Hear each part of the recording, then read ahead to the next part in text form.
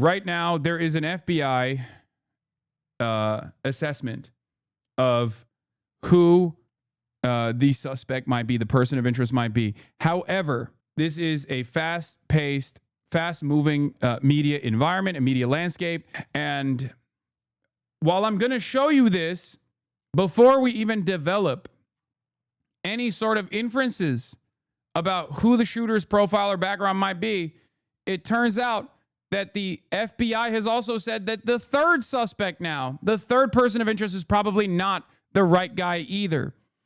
Former FBI Assistant Chris Swecker warns Bureau's very inconsistent description of the person of interest versus the photo they released. There is one thing I think is very inconsistent, and it bothers me. Okay, so it could be the guy. It could not be the guy. It may as well not be the guy as well. It's just, it is a, I guess it turns out when you have podcasters who have made a living off of hawking supplements and engaging in conspiracy theories lead the federal law enforcement, the premier federal law enforcement agency, the Federal Bureau of Investigations, it doesn't help. It only seemingly hurts the way that the Bureau operates. Who could have fucking thought that that would be the case? It turns out, as much as I shit on liberals for their endless posturing about the infallibility of institutions, they're kind of right on this, where they're like, hey, you know, ideologically, you might want a guy who is like maybe aligned to your interests. That's fine. But like, it should still be a competent person, right? Like, because liberals, they will always look for a guy who's like a Republican to put into a position like this, because they think that this will somehow soothe the interests of the cackling hyenas on the right. Like, they'll just stop and be like, well, Jim Comey was a registered Republican his whole life, so I guess this is, the DOJ is truly and the FBI is truly apolitical or whatever. No, that doesn't work that way. But at least those guys are fucking competent, you know? At least those guys were competent. You need to have competent people in positions of power. I'm sorry, you know? And if you don't, this kind of shit happens, it seems, okay? That's why I didn't have a lot of issues with, like, Pete Hegseth being in charge of the Department of War now, formerly known as the Department of Defense, because it's like the output is already very violent. But it seems they're also doing a horrible job with that stuff, too. They're just become even more violent than they were before. Good evening. In the last hour, the FBI has released images of a person of interest in the shooting of Charlie Kirk in Utah. 2 pictures have been released. The FBI says a suspect, a person of college age, is still on the run, and that they found a high-powered rifle. Mr. Kirk, a right-wing influencer, was shot and killed while speaking at a rally at Utah Valley University last night. We will not stand for what happened yesterday. We are exhausting every lead. We have every officer invested in this, every investigator, every local agency. The outpouring of support from the law enforcement community has been astounding. We are investing everything we have into this, and we will catch this individual. Having walked through the crime scene, through the hallways of this school, through the classrooms, I can't imagine what the people on scene felt as well.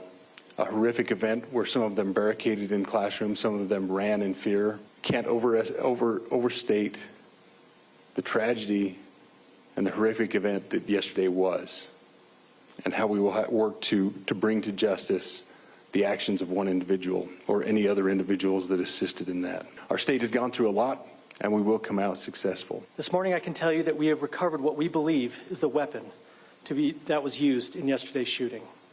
It is a high-powered bolt-action rifle. That rifle was recovered in a wooded area where the shooter had fled. The FBI laboratory will be analyzing this weapon. Investigators have also collected footwear impression, a palm print, and forearm imprints for analysis. Now, I understand there are a lot of questions about motive. I assure you that all leads, tips are being fully investigated. As of this morning, we have received more than 130 tips. We thank the community for that. The FBI has brought every resource to bear, and we will continue to do so throughout the course of this investigation. Well, our US correspondent James Matthews has the latest now from Utah. Almost sounded like an open and shut investigation when the FBI held that 7:30 a.m. news conference this morning. They said they were confident, and there was a confidence in withholding these kind of images. You know, there was no immediate call to the public for help in identifying who he was.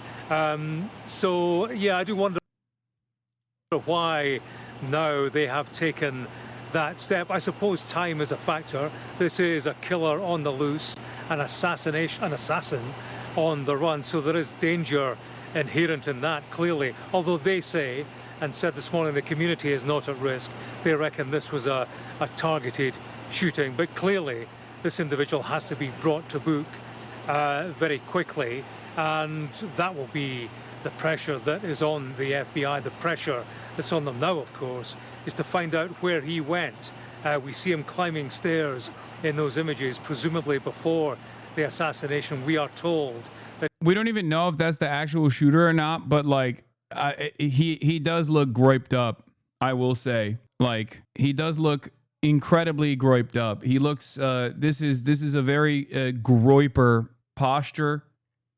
I mean, one might say that he is simply wearing this to blend in or whatever, but like this looks like a groiper, if this is even the guy, at least on a first glance, right? he was running afterwards. There's no indication that we're looking at the aftermath in those two still pictures. He doesn't look like a man in a hurry, but yeah, you know, he could be anywhere. If he got into a vehicle, then that widens the scope of the manhunt considerably, and they will be sifting through not just video evidence, but also, you know, number plate recognition, eyewitness evidence as well.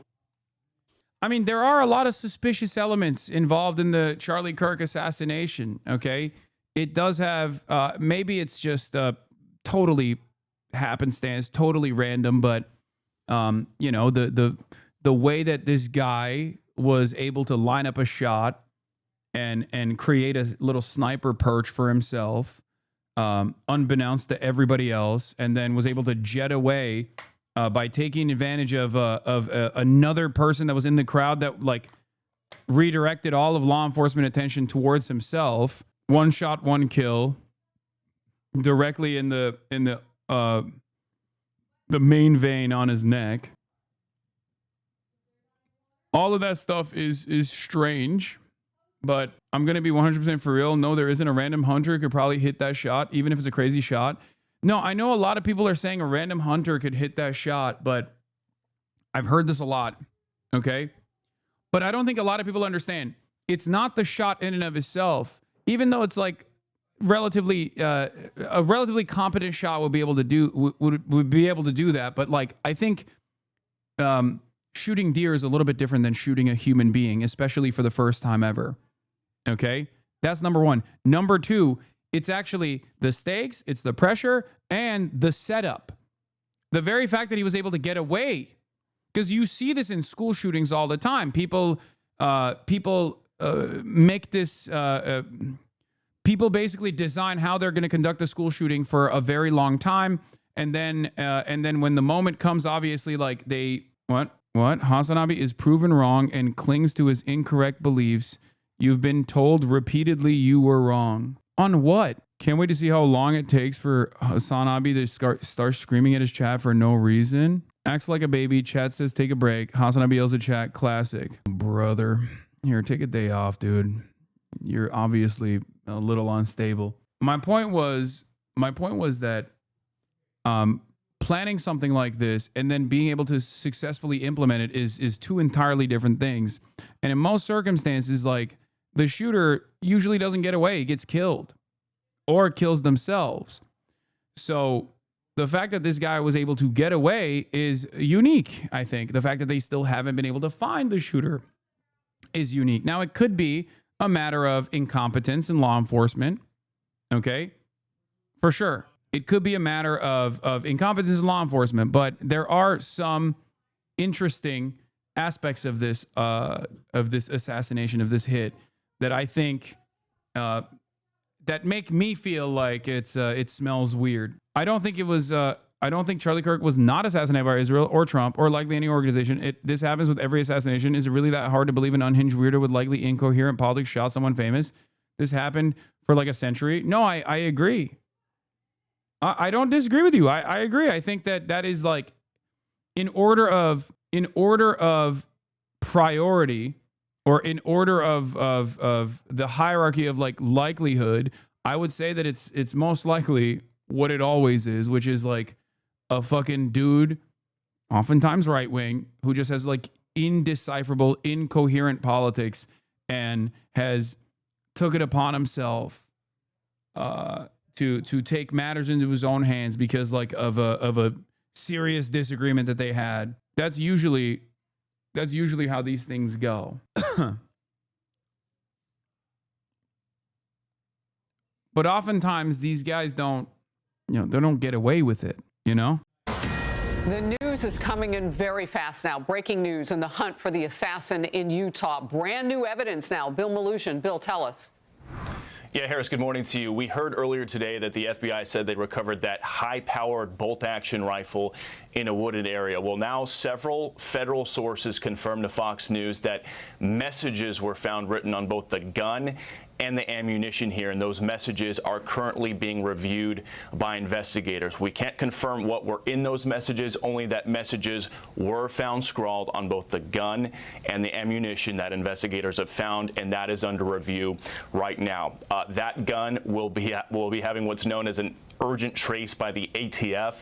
That is when they're going to try to find out where the gun was purchased, when it was purchased, what the possible chain of custody was. Keep in mind, the FBI also announcing earlier this morning they found a partial palm print. They also found some footprints, and they do have good surveillance video of the suspect. They just say they're not going to be releasing that video right now. They say those images show that person, whoever it is, jumping off a building and running off into a neighborhood, and that person appears to be college-aged.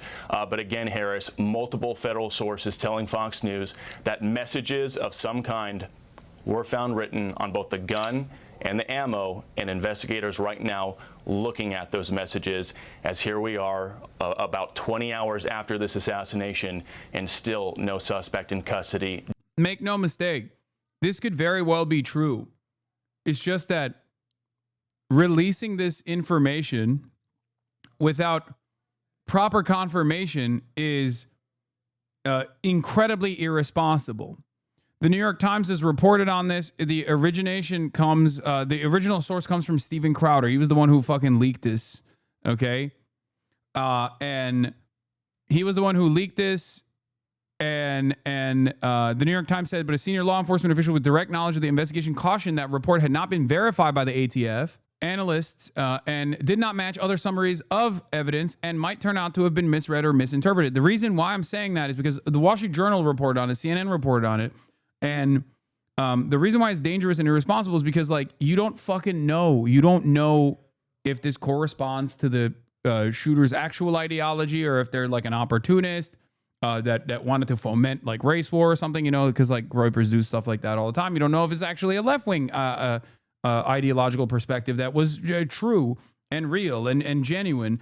And you have to analyze all of the evidence that's readily available before you make a release like this, before you make a statement like this known, because that kind of dangerous misinformation just goes crazy. And then a lot of people, by the time new information comes out, people have already made up their minds, right? So that in and of itself is like very dangerous.